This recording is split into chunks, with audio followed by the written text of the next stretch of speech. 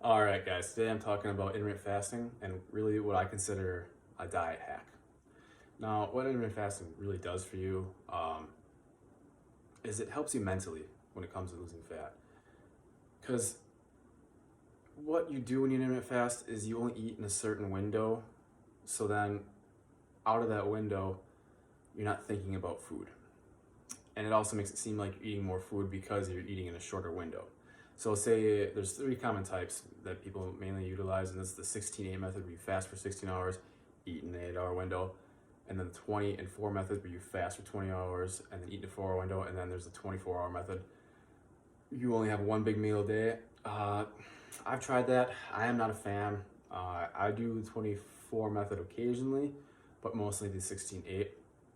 20 and 4, I find is actually good on weekends. I know that may sound odd, but like if you're an average person, like most people, when you are working a 9 to 5 job and you have to wait until the afternoon to eat, like you're getting up at 7, like that's not ideal. Like that is a long time to go without eating and like be productive.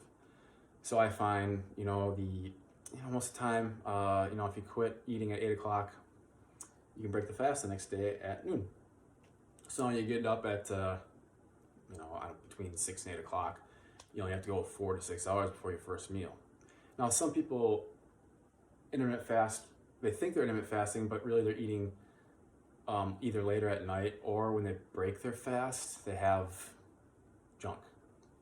And the thing with intermittent fasting and dieting in general is you can have, some little snacks, cheat snacks during the day, but I think it's better to have it at night after you have dinner. Wait for it to do it at night because intermittent fasting, to get the benefits, the full benefits, is you want to have a great meal to provide your body good nutrients, starting out for the first day, like first meal of the day. So when you break the fast at noon, get some good protein, like some Greek yogurt or some chicken. Maybe for carbs, an apple, banana, and then maybe a little bit of fat with some almonds or pistachios or some sort of healthy fat, avocado. You want to give your body good nutrients to start out the day. You don't want to be giving it fruit by the foot or I don't know, something that's not great for you. Something that's full of sugar, bad sugar. And, some other benefits is it really, like I said, helps with your mind. It's like a mind game with dieting. And eating 2,100 calories in an 8-hour window is so much easier than eating 2,100 calories in a 13-hour window. If you're getting up at 7 and you're eating till 8 o'clock at night, like that is very hard to do. That's 2,100 calories over 5 more hours. Like that's stretching it out a lot more. And that's why some people opt for the 20 and 4 or the 24 is because then it makes it seem like, look at all this food I'm eating today. But again, for most people, that's not ideal. And it's also not as easy to achieve, obviously. Now, even with the 16-8 method, you can still make it seem like you're eating a lot of food because if you have like, say 600 calories your first meal, okay, so that leaves you with 1,500 if you gotta eat 2,100 calories in a day.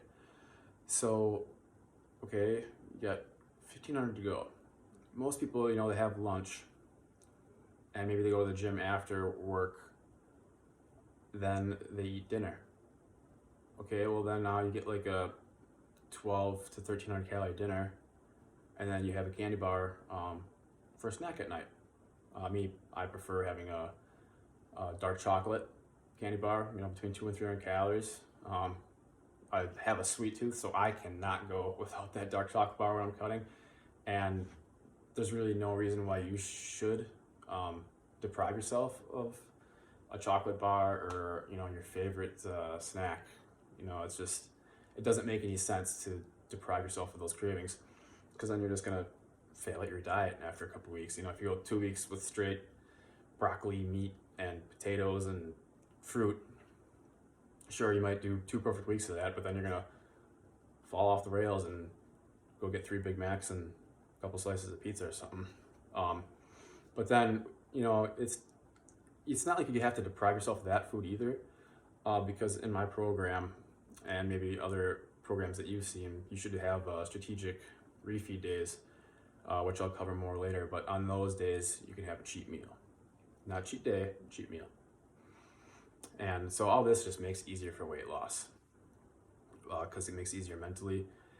And really, that's just the biggest thing when it comes to fat loss is if you don't win the battle up here, you're not going to win the war. So it all starts with your mind.